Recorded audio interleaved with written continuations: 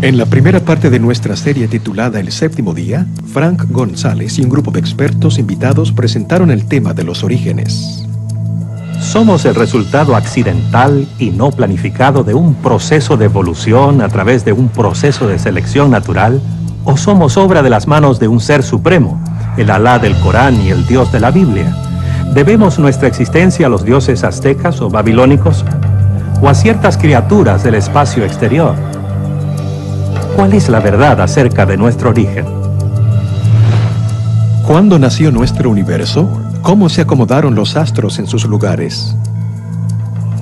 La ciencia puede explicar cómo se desenvuelve el universo y cómo ocurren las cosas en el mismo, pero no puede explicar por qué existen las cosas en vez de no existir nada. Por la palabra de Jehová fueron hechos los cielos, y todo el ejército de ellos por el aliento de su boca. Y acabó Dios en el séptimo día la obra que hizo, y reposó el día séptimo. Dios crea el mundo en 6 días y descansa en el sábado. Con todo, el sábado es también en sí una creación que sitúa los otros días en perspectiva. El mandamiento de observar el día de reposo cada séptimo día, el mandamiento más largo del Decálogo, fue preservado con los otros 9 en tablas de piedra y colocado en el arca del pacto. La gente hoy necesita hallar un santuario en el tiempo, lo cual es el sábado. En su encíclica Dies Domini, el Papa Juan Pablo II sugirió que el día de reposo nos recuerda que el universo y la historia le pertenecen a Dios. En más de un centenar de idiomas antiguos y modernos, el nombre dado al séptimo día de la semana significa reposo o su equivalente. A medida que aumentamos nuestro conocimiento del pasado y desentrañamos sus misterios, los contornos de nuestra historia se vuelven cada vez más precisos. De cuevas y tumbas, de pétreos farallones que una vez fueran ciudades y poblados, de las ruinas de tribus y naciones perdidas en el tiempo, surgen nuevos indicios que amplían nuestra comprensión de la historia humana. Los arqueólogos están constantemente añadiendo al cuadro elementos obtenidos en los registros de civilizaciones y sociedades extintas, así como los volúmenes de la literatura antigua. Hay un día que establece la estructura semanal del tiempo y conecta a la familia humana con sus orígenes, el sábado, séptimo día, que nos une con el Creador. Y ahora, la segunda parte de la serie, Un santuario en el tiempo.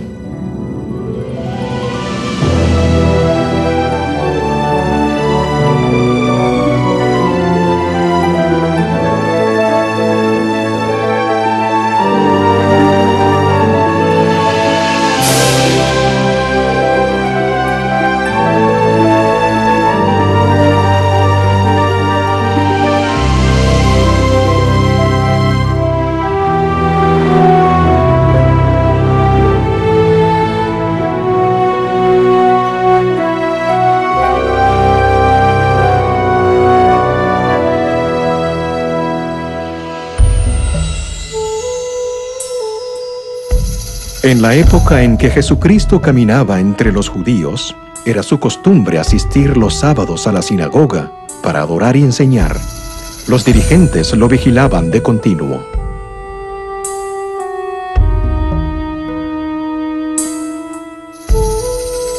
Algunos de los rabinos discutían con él acerca de la forma correcta de observar el sábado.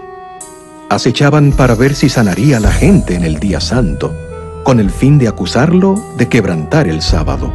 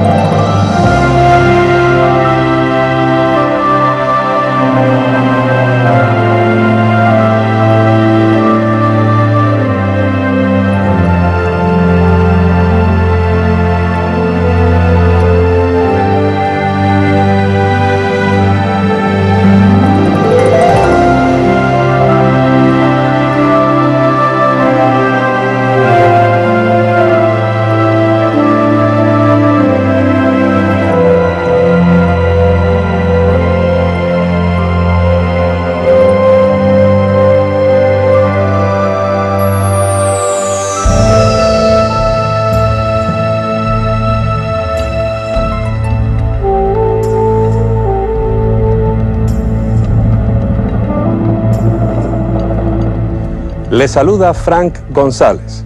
Bienvenidos a la segunda parte de Un santuario en el tiempo. Lo que hizo Jesucristo en cierto sábado específico casi 2000 años atrás fue verdaderamente revolucionario. Hizo milagros de sanidad y con ellos se ganó el corazón del pueblo. Sin embargo, esto lo puso en conflicto directo con los líderes judíos. Al aseverar ser el Señor del sábado, desafió su autoridad espiritual, lo cual iba a desembocar en su infame juicio y muerte en la cruz.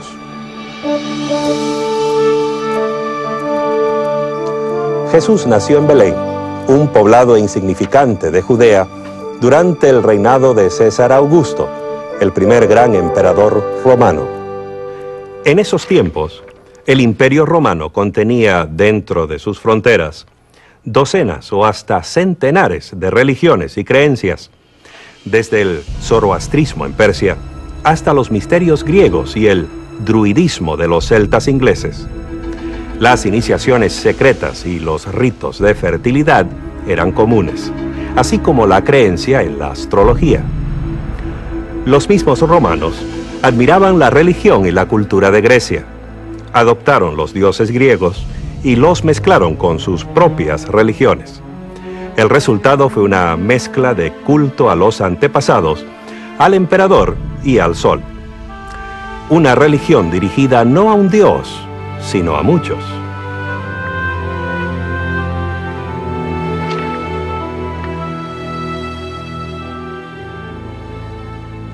Los judíos, por su parte, adoraban a un solo Dios.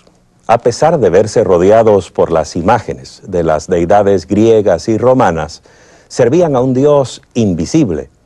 No tenían imágenes que lo representaran. No celebraban ritos de iniciación o de fertilidad. En cambio, tenían un día que los apartaba, un día sin igual en ninguna otra religión. Era un período de 24 horas dedicado completamente a su Dios. Los judíos tenían el sábado. Después del éxodo de Egipto, Dios hizo un pacto con Israel. Parte de este contrato incluía los 10 mandamientos. El cuarto de estos manda guardar el sábado, el séptimo día de la semana, como un memorial de su creación y su redención de Egipto. Al guardar este día santo, que era una señal entre Dios e Israel, recordarían que el Señor era su Dios y ellos su pueblo. Guardad mis sábados, porque el sábado es señal entre vosotros y yo por vuestras generaciones, para que sepáis que yo soy el Señor que os santifico. Podemos suponer que los judíos del primer siglo conocían y estudiaban los 10 mandamientos. El Decálogo les decía, tal como nos dice a nosotros, que el sábado es un recuerdo de que Dios creó el mundo en 6 días y es un memorial del éxodo de Egipto. Para los judíos del primer siglo, el sábado era un período de intensa espiritualidad, una ocasión para relacionarse con el Dios que creó el universo en 6 días y reposó en el séptimo. Por eso, ellos también reposaban el día séptimo. Además, en la liturgia judía recordaban que Dios los había sacado de Egipto.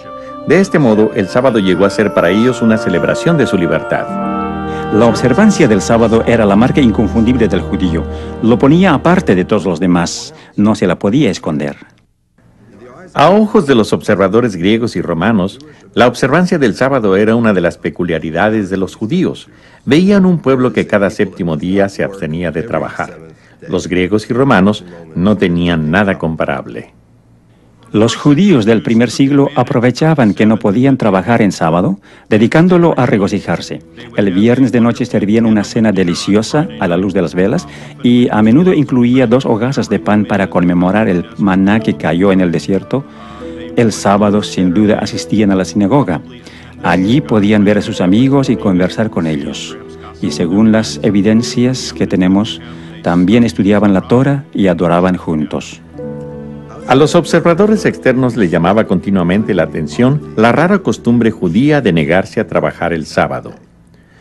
Un filósofo, Séneca, llegó a decir que los judíos, al no trabajar durante el sábado, dedicaban la 7ª parte de su vida a la ociosidad.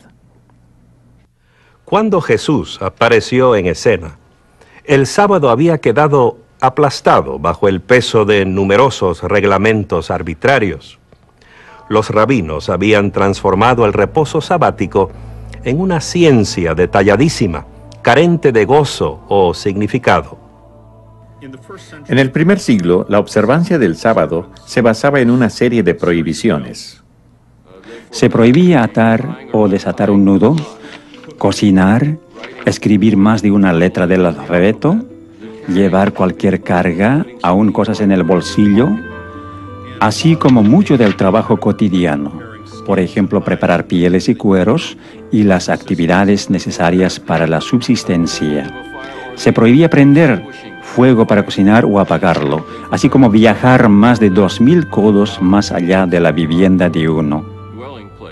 2000 codos equivalen a casi 1 kilómetro. La forma como los judíos guardaban el sábado era muy legalista. Uno no se podía mover, no podía hacer nada, pero Jesús vio que esa era una distorsión del plan que Dios tenía para la humanidad.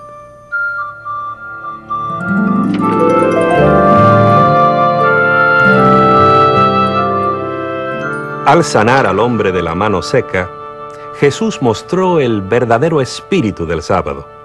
Rechazó las reglas rabínicas.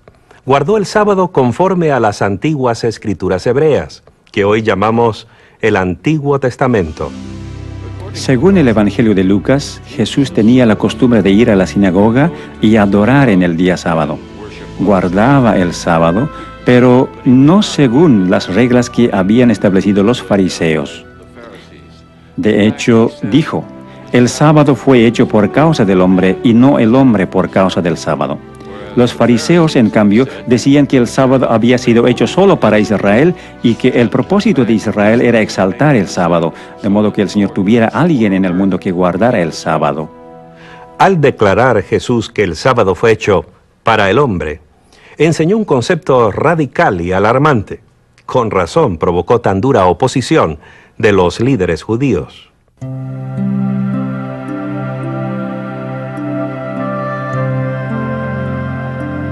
En otro sábado, Jesús enseñaba al pueblo.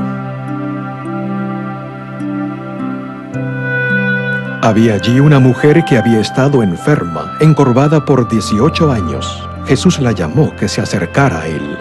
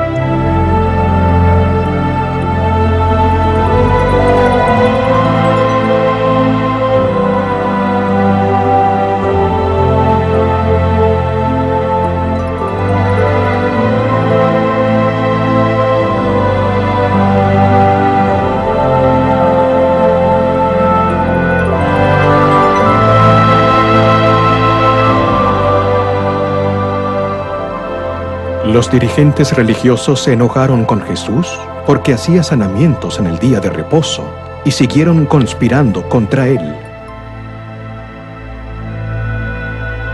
Para los líderes religiosos, esa conducta era un escándalo, en especial por quebrantar su regla del peligro mortal. La regla del peligro mortal decía que se podían hacer ciertas cosas en sábado solo en casos de vida o muerte. Se podía salvar a alguien cuya vida estuviera amenazada, pero no se podía sanar a un enfermo crónico en sábado. Había que dejarlo para otro día. Pero Jesús no quiso esperar otro día. Básicamente estaba diciendo, ustedes desatan a sus animales para que estos reposen el sábado, pero me critican a mí por haber soltado la carga de esta mujer, de modo que pueda guardar el sábado por primera vez en muchos años. Era un argumento devastador. San Juan, en su registro de la vida de Jesús, informa que por esta causa los judíos perseguían a Jesús y procuraban matarlo, porque hacía estas cosas en sábado. Acusaban a Jesús de quebrantar el sábado. Temían que si la gente seguía a Jesús, llegarían a ser una nación de quebrantadores del sábado, lo cual les acarrearía la ira y los juicios de Dios. Así perderían su nación. Fue este temor lo que los llevó a crucificar a Cristo.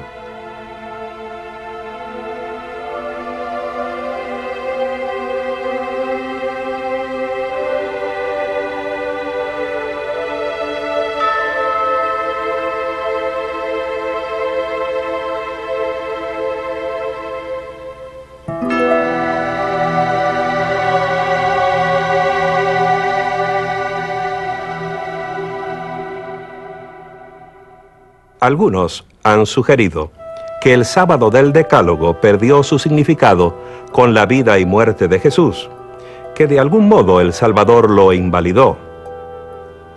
Cuando Dios dijo que el sábado fue hecho para el hombre y no el hombre para el sábado, podría haber dicho que el sábado había sido dado para Israel y que no era necesario que los no judíos, y quizás hasta los mismos judíos, lo guardaran. Cristo tuvo muchas oportunidades para decir que el sábado no era importante, que era hora de terminar con él. En cambio, todas las controversias que tuvo con los fariseos no tuvieron nada que ver con la validez del sábado, sino cómo debía ser guardado. Si alguna vez hubo alguna duda en cuanto a cómo guardar el sábado, Cristo la disipó. El secreto era seguir la autoridad de las Sagradas Escrituras y no las leyes y tradiciones humanas. Lo humano había invadido a tal punto el sábado que la realidad original casi no se veía. Jesús se abrió paso a través de todo eso hasta exponer el corazón del sábado, a saber, la relación que debe existir entre nuestro amante Creador y su pueblo. De este modo, el sábado, apartado de las actividades seculares, podía ser un día de acción, de cuidar a nuestros semejantes, un día de comunión social, en el cual dedicar más tiempo a Dios, a nuestra familia y a nuestros vecinos y amigos.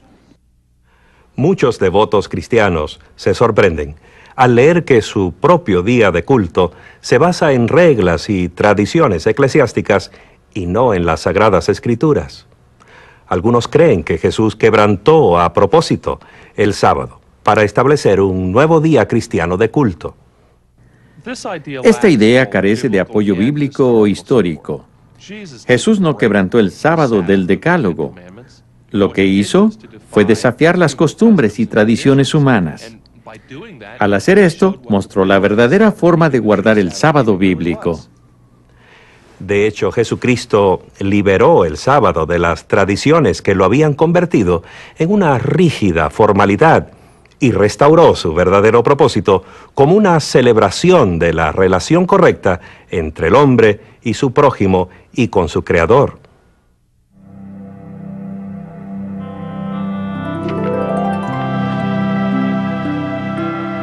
Cuando veáis en el lugar santo la abominación desoladora predicha por el profeta Daniel, entonces los que estén en Judea huyan a los montes.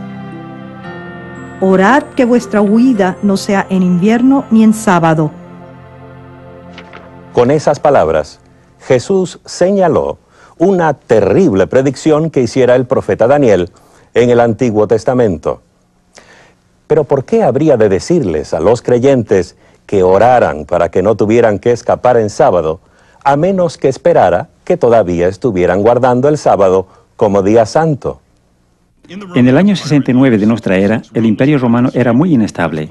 A dicho año se lo llama el año de los 4 emperadores y los primeros 3 no murieron de causas naturales. Por eso los judíos pensaron que el momento era favorable para sacar partido de esa inestabilidad y promover su propia libertad de la opresión imperial. El general romano Vespasiano atacó la ciudad en un intento de ahogar la revuelta. Antes de completar la campaña, fue nombrado emperador el año 69 de nuestra era, y su hijo Tito, otro futuro emperador, tomó el mando como general del ejército. Tito le puso sitio a la ciudad y finalmente, en el año 70 después de Cristo, las fuerzas romanas penetraron las defensas, asolaron la ciudad y destruyeron completamente el templo. Eusebio, un historiador eclesiástico, informa que los cristianos de Jerusalén recordaron la advertencia y escaparon antes que la ciudad cayera en manos romanas. Este incidente muestra en forma evidente la intersección de la historia y la profecía. Conocemos las fechas y lugares. Jesús sabía y predijo cuándo iban a suceder estas cosas y que 40 años después de su muerte y resurrección, sus seguidores todavía estarían guardando el sábado. De hecho, en todo el período del Nuevo Testamento, que abarca hasta el fin del primer siglo de nuestra era, los cristianos siguieron observando el séptimo día, sábado. Este hecho resulta claro en los registros bíblicos e históricos.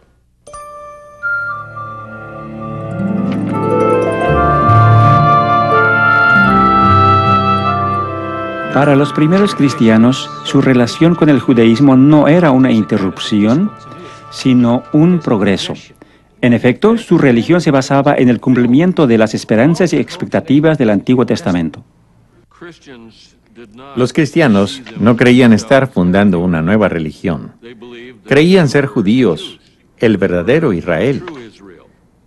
Eran los hijos de Abraham. Si eran gentiles, eran hijos de Abraham por la fe. Los judíos y los cristianos compartían la creencia de que Dios actúa en la historia, en el Sinaí, en el Éxodo, en la creación, y que el registro de esos actos se halla en las escrituras hebreas. El corazón de la teología cristiana y judía lo conforma la creencia de un solo Dios personal, un creador amante que se relaciona con sus criaturas. Esta creencia proveía también el corazón de la experiencia del reposo sabático, al requerir una relación personal con el amoroso creador. Pero para los cristianos, la vida y muerte de Cristo añadió una nueva dimensión, una nueva razón de reposar el sábado. Por tanto, queda un reposo sabático para el pueblo de Dios. Con estas palabras, Pablo mostró que la fe cristiana elevó el sábado a nuevas alturas.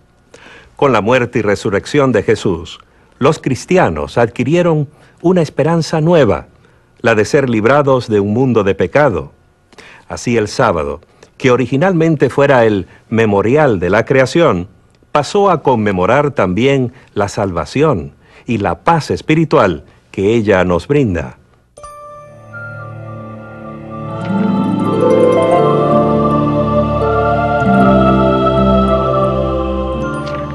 Esto plantea una pregunta interesante.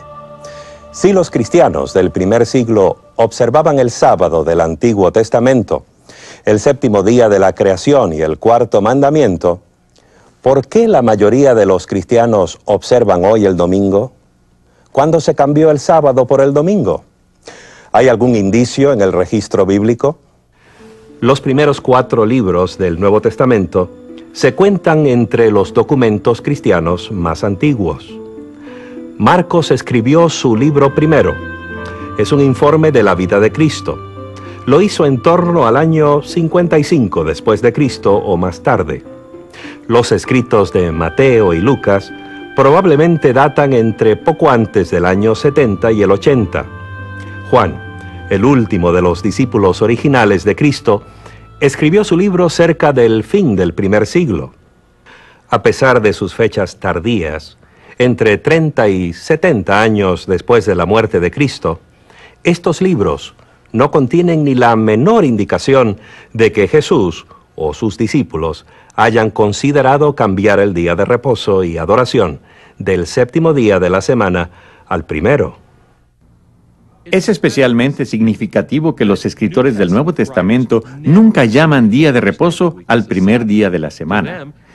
Para ellos, el día de reposo era el séptimo, y esto es consistente en todas las otras evidencias de que, hasta el fin del primer siglo, los cristianos adoraban los sábados en las sinagogas junto con los judíos.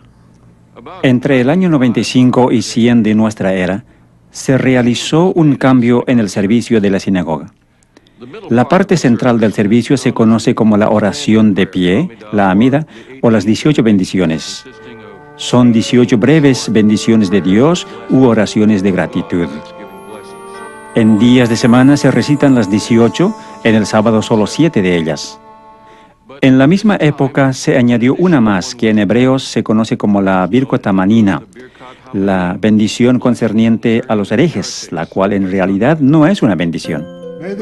Que no haya esperanza para los apóstatas, que los dominios de maldad sean prontamente desarraigados en nuestros días, que los nazarenos y los herejes perezcan pronto y no sean inscritos junto con los justos.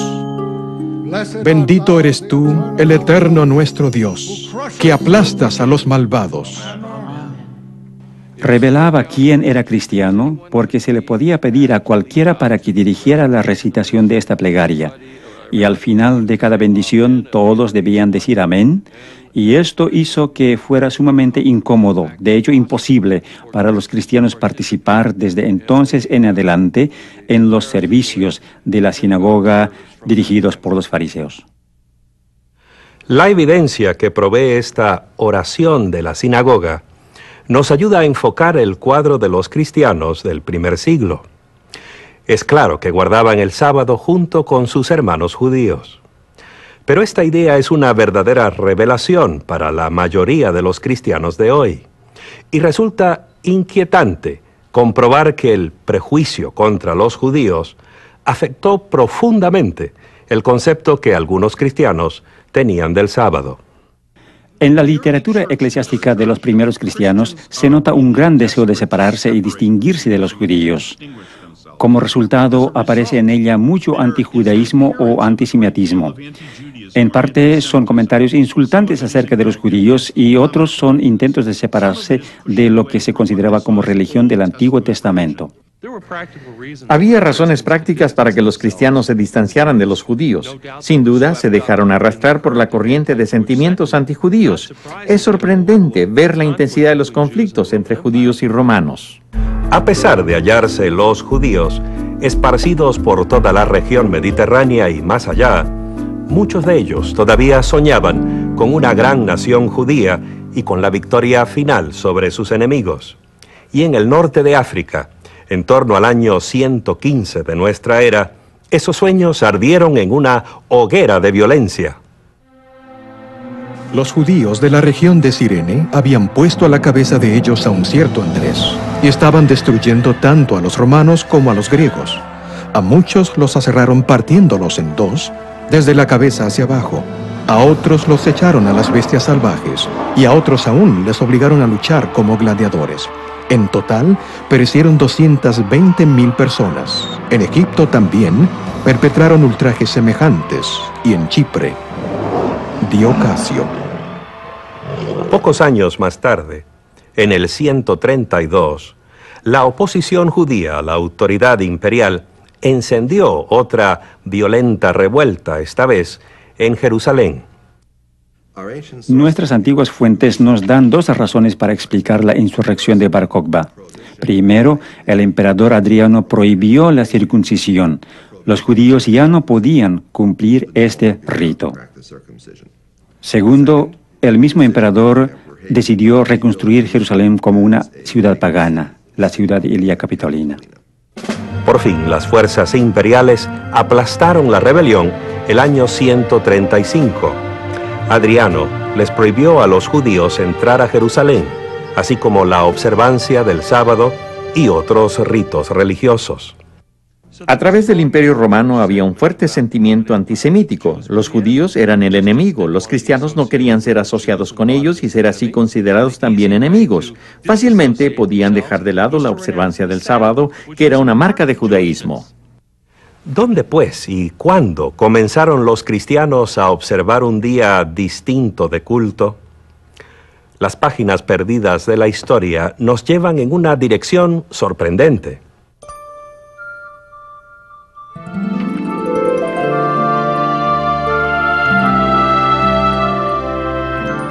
Alejandría, Egipto, fundada el año 332 a.C. por Alejandro el Grande, uno de los grandes centros mundiales de literatura, ciencia y comercio, un caldero de ideas religiosas y filosofía clásica.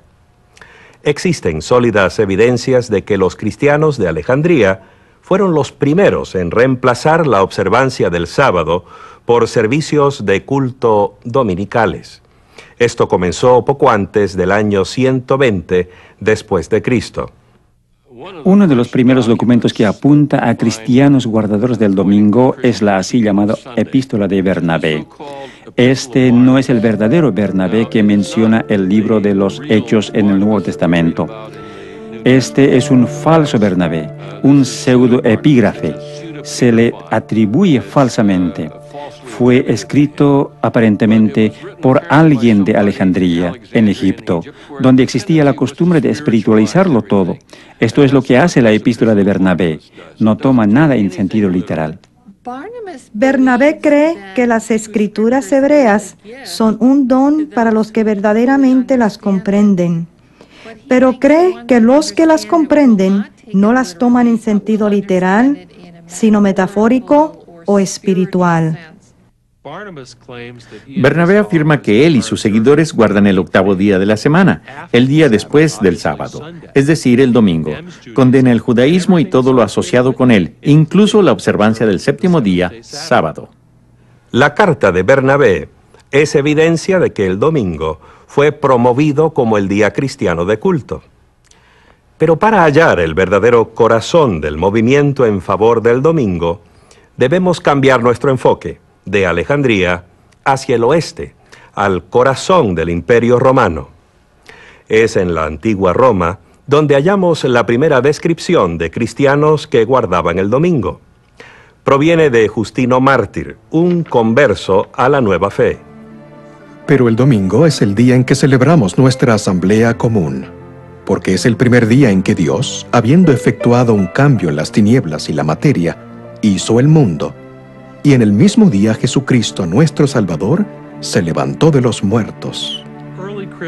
Los antiguos cristianos que comenzaron a guardar el domingo necesitaban una justificación teológica para guardar el primer día de la semana. Y la encontraron al vincular el primer día semanal con el primer día de la creación. Al hacer esto, estaban negando la autoridad de Cristo, quien se declaró a sí mismo Señor del sábado, el séptimo día de la creación.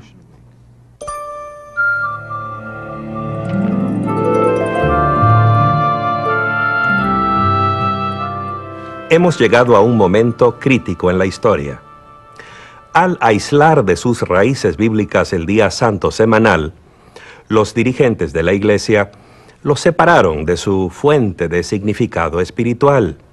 Se convirtió así en una formalidad vacía, una brasa ardiente política, una prueba de autoridad, un peón en una lucha centenaria por el poder.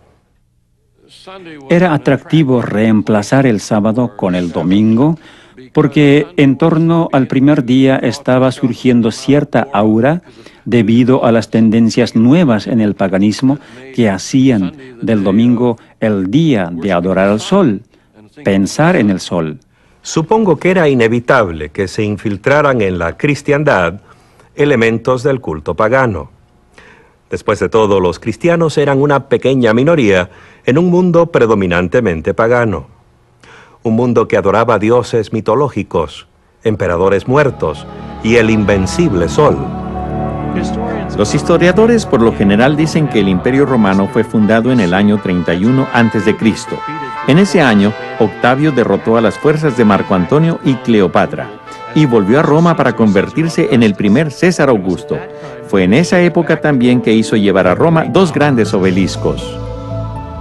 Instaló uno de ellos en el Circus Maximus.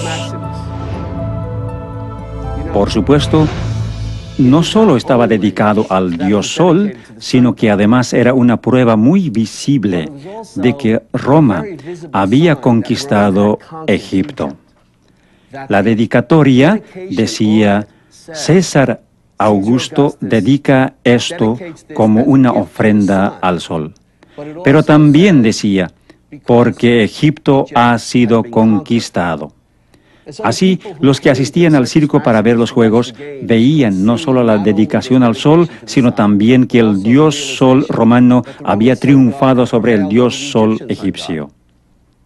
Hay informes de mediados del primer siglo que proveen evidencia adicional de lo popular que era el culto al sol. Nerón, el notorio emperador, comisionó a un escultor para que creara una estatua de casi 35 metros de altura, con su propia cabeza esculpida al estilo del dios Sol. Cuando Vespasiano construyó su gran anfiteatro, que hoy conocemos como el Coliseo, tomó ese enorme coloso, así llamaban antiguamente a las estatuas, que representaba a Nerón. Le cambió las facciones y lo dedicó al dios Sol. El emperador Heliogábalo era tan devoto de su dios Sol oriental que tomó el nombre de la deidad. Llevó su dios en la forma de un meteorito negro desde Siria hasta Roma y adoptó un estilo de vida oriental. Así pues, la moda oriental, las orgías orientales y la conducta oriental de Heliogábalo lo llevaron a la ruina en 4 años. A pesar de que su dios fue devuelto, porque la piedra negra fue enviada de nuevo a Siria, la adoración al sol continuó. El antiguo historiador Plutarco informa que el general romano Pompeyo debió ir al Mediterráneo oriental para castigar a los piratas que atacaban a los barcos mercantes. Esto fue alrededor del año 50 a.C. Derrotó a los piratas, los capturó y los llevó consigo a Roma. Sucede que los piratas eran adoradores de Mitras, el dios Sol, y de esos piratas se popularizó la adoración a Mitras en Roma, especialmente entre los militares. Pienso que a los militares romanos, Mitras les parecería una divinidad especialmente atractiva. Mitras era guerrero, que luchaba del lado de las fuerzas del bien. Era una religión jerárquica, en la cual se podía progresar de grado a grado. Había 7 grados en el mitraísmo, situación semejante a la de un ejército.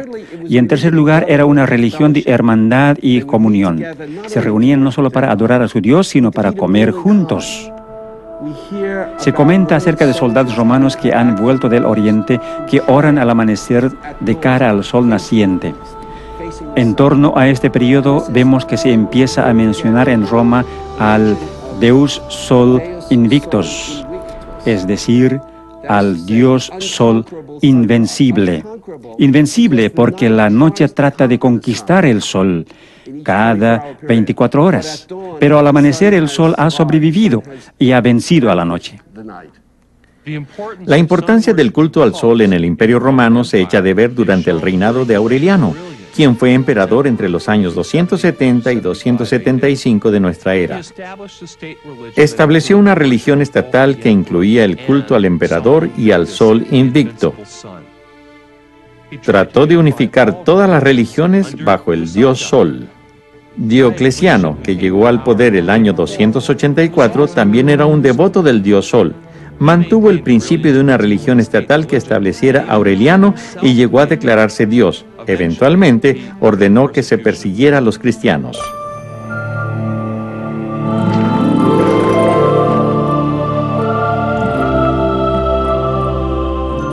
A ciertos dirigentes cristianos les pareció buena idea aprovecharse de la popularidad del domingo. En especial, la observancia del domingo haría que el cristianismo les resultara más atractivo a los paganos que ya adoraban al sol en ese día. Por ejemplo, el emperador romano Constantino era, al igual que Aureliano y Diocleciano antes que él, un adorador del sol. Fue el primer emperador romano que profesó el cristianismo. Supuestamente se convirtió durante una campaña contra sus rivales. Las biografías escritas por sus partidarios dicen que antes de una importante batalla cerca de Roma, Constantino vio en el cielo una visión de la cruz. Acreditó a esa visión su victoria subsiguiente y se declaró cristiano. Los historiadores debaten si la conversión de Constantino fue o no genuina, ya que a través de casi todo su reino mantuvo sus supersticiones paganas. Solo cuando se hallaba en su lecho de muerte, consintió en su bautismo. A pesar de eso, su reinado marcó un vuelco dramático en la historia de la cristiandad. El año 313, con la aquiescencia de su corregente Licinio, legalizó la religión cristiana. El reinado de Constantino el Grande conforma una de las épocas en la historia del mundo. Es la era de la disolución del Imperio Romano. el comienzo, o más bien la consolidación de un nuevo tipo de despotismo oriental, con una nueva capital, una nueva constitución y finalmente una nueva religión. ¿Se convertiría Constantino al cristianismo o sucederían las cosas en forma opuesta? ¿Quién sabe? Pero lo importante para nosotros es que lo que surgió fue una iglesia diferente y un estado diferente. De hecho, ambos estaban tan íntimamente mezclados que es difícil ver dónde terminaba uno y el otro comenzaba. Al parecer, la religión personal de Constantino era una mezcla de adoración solar mitraísta y cristianismo. Según Eusebio, su biógrafo cristiano, Constantino ordenó a sus ejércitos a ser celosos en honrar el día del Señor, el domingo, refiriéndose a él como el día de la luz y del sol, términos que son claramente paganos. Veamos un pasaje de su famosa ley dominical del año 321. En el venerable día del sol, los magistrados y el pueblo que reside en las ciudades deben descansar, y todos los lugares de trabajo deben estar cerrados. En el campo, sin embargo, los individuos ocupados en la agricultura pueden continuar libre y legalmente sus ocupaciones. La primera ley que requería que la gente celebrara y descansara en domingo es la que promulgó el emperador Constantino en el año 321. Y lo hizo sin referencia alguna a la teología o a las ideas de los cristianos. Dice que se abstengan de trabajar en el venerable día del sol, lo cual alude al hecho de que el sol se iba convirtiendo cada vez más en un objeto de culto.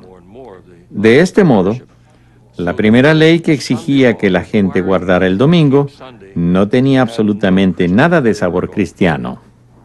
Si bien Constantino promovió el cristianismo y construyó muchas iglesias cristianas, por otra parte cerró muy pocos templos paganos, y tenemos un calendario romano del año 354, fecha que cae unos 17 años después de la muerte de él, que muestra 4 distintos festivales anuales dedicados al sol. Muestra así que el dios Sol sobrevivió. No solo la muerte de Constantino, sino también los reinados de sus sucesores inmediatos.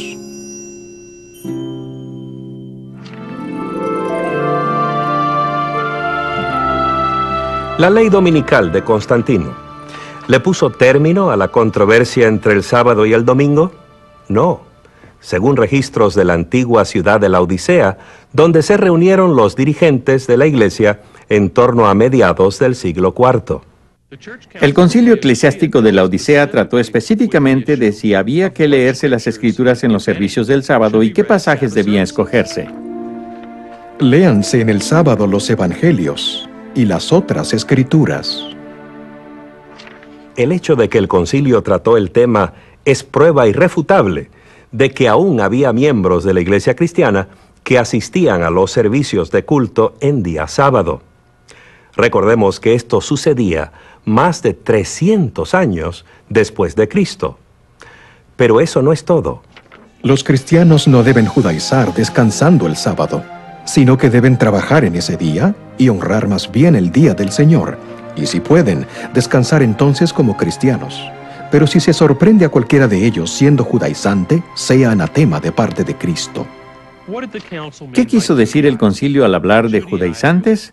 Los judaizantes eran los cristianos que no trabajaban en sábado, al igual que los judíos. Los dirigentes de la iglesia querían que todos trabajaran el sábado y descansaran el primer día de la semana, al cual empezaron a llamar el Día del Señor.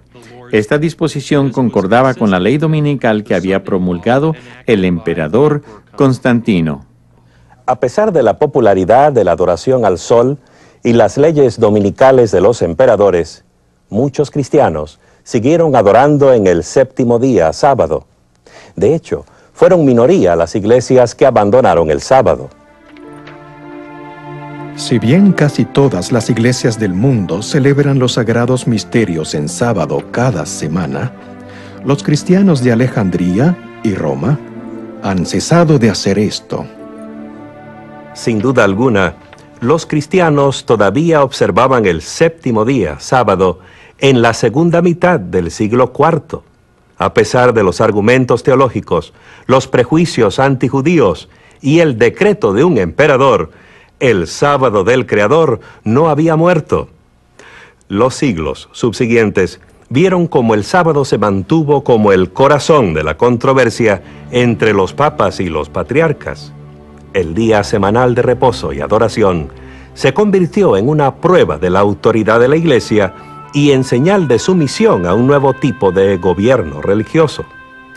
Llegó a ser una causa importante del gran cisma que dividió a la cristiandad por 900 años. Veremos más acerca de esto cuando volvamos con la parte 3 de nuestro programa Un Santuario en el Tiempo.